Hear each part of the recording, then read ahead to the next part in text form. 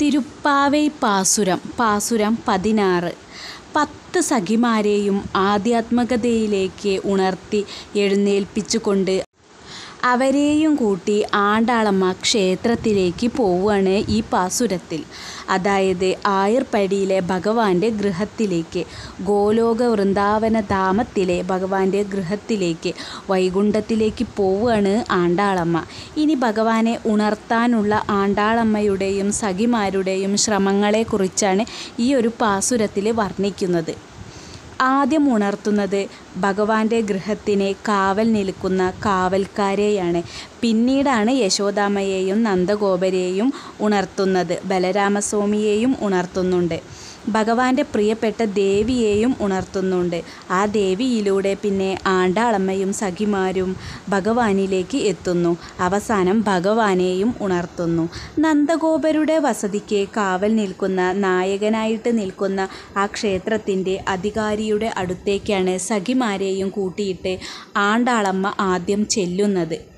ഭഗവാനെ ഉണർത്താനായിട്ട് തങ്ങൾക്ക് അകത്തേക്ക് പ്രവേശനം നൽകണമെന്ന് ആ ക്ഷേത്ര അധികാരിയുടെ അടുത്ത് അഭ്യർത്ഥിക്കുകയാണ് ആണ്ടാളമ്മ.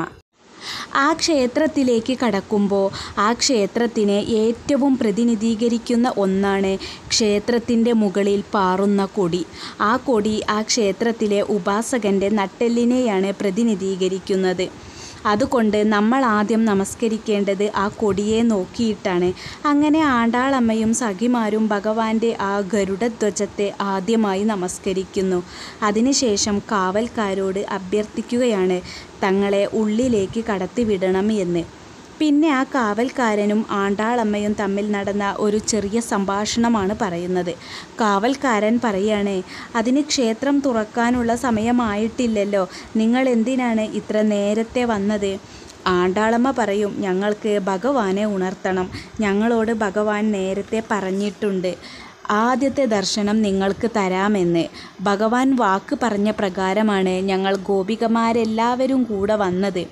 അപ്പോൾ കാവൽക്കാരൻ പറയാണ്, കാവൽക്കാരന് സംശയമാവും, ഇനി പൂതനയോ മറ്റോ ആണോ, ഭഗവാനെ ഉപദ്രവിക്കാനായിട്ട് ഇവർ വന്നതായിരിക്കുമോ?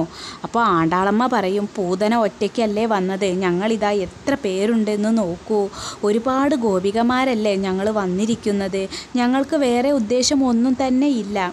അങ്ങനെ ആണ്ടാളമ്മയും സഖിമാരും ഭഗവാന്റെ സ്തുതിഗീതങ്ങൾ പാടാൻ തുടങ്ങുകയാണ്. എന്നിട്ട് പറയുകയാണ്, ദാ കണ്ടില്ലേ, ഞങ്ങൾ നേരത്തെ ഭഗവാന്റെ പാട്ട് പാടി സ്തുതിച്ചു കൊണ്ടല്ലേ ഞങ്ങൾ നേരത്തെ വന്നത്.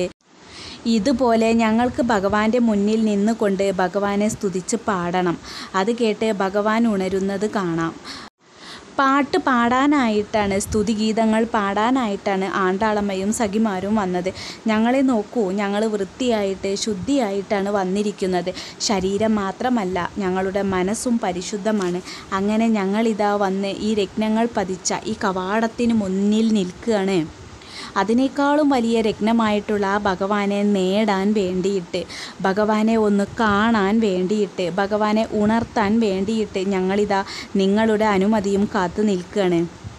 ഞങ്ങൾ ആയിർപ്പടിയിലെ പാവപ്പെട്ട ഗോപികമാരാണ്. ഞങ്ങൾക്ക് വലിയ വലിയ കാര്യങ്ങളൊന്നും അറിയില്ല. ഞങ്ങൾക്ക് ഞങ്ങളുടെ ആ മണിമുകിൽ വർണ്ണനെ, ആ കൃഷ്ണനെ ഒരുപാട് ഇഷ്ടമാണ്. ഞങ്ങൾക്ക് ഭഗവാനോട് അതിയായ ഒരുപാട് മാധുര്യ പ്രേമ ഭക്തിയാണ്.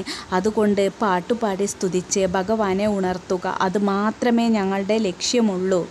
മിക്കവാറും ആളുകൾ വരുന്നത് ഭഗവാനോട് പരാതിയും പരിഭവവും പറയാനും പിന്നെ ഭൗതികപരമായ പല ലക്ഷ്യങ്ങളും നേടിയെടുക്കാനും വേണ്ടിയാണ്. അവരൊന്നും തന്നെ ഇത്ര നേരത്തെ വരാറുമില്ല. ഇതിപ്പോൾ നേരം വെളുക്കുന്നതേ ഉള്ളൂ. ഭഗവാൻ ദർശനത്തിനായിട്ട് എഴുന്നേറ്റിട്ടും ഇല്ല. അതിനു മുൻപേ ഈ ഗോപികമാർ എന്തിനായിരിക്കും വന്നത്? അപ്പോൾ ഗോപികമാരുടെ ഉദ്ദേശശുദ്ധിയെ വീണ്ടും വീണ്ടും ചോദ്യം ചെയ്യുകയാണ് ആ കാവൽക്കാരൻ. അതുകൊണ്ട് തന്നെ ആണ്ടാളമ്മയ്ക്ക് പറയേണ്ടി വന്നു, ഞങ്ങൾക്ക് അങ്ങനെയുള്ള ഒരു ഉദ്ദേശവുമില്ല. ഞങ്ങൾക്ക് ഭഗവാനിൽ നിന്ന് ഒന്നും വേണ്ട, ഭഗവാനെ ഉണർത്തണം, അത്ര തന്നെ ഉള്ളൂ. ഇങ്ങനെ പറഞ്ഞുകൊണ്ടാണ് കതക് തുറക്കാനായിട്ട് യാചിക്കുന്ന ആണ്ടാളമ്മയെയും സഖിമാരെയുമാണ് ഈ ഒരു 16-ാമത്തെ പാസുരത്തിൽ പറയുന്നത്. ഹരേ കൃഷ്ണ.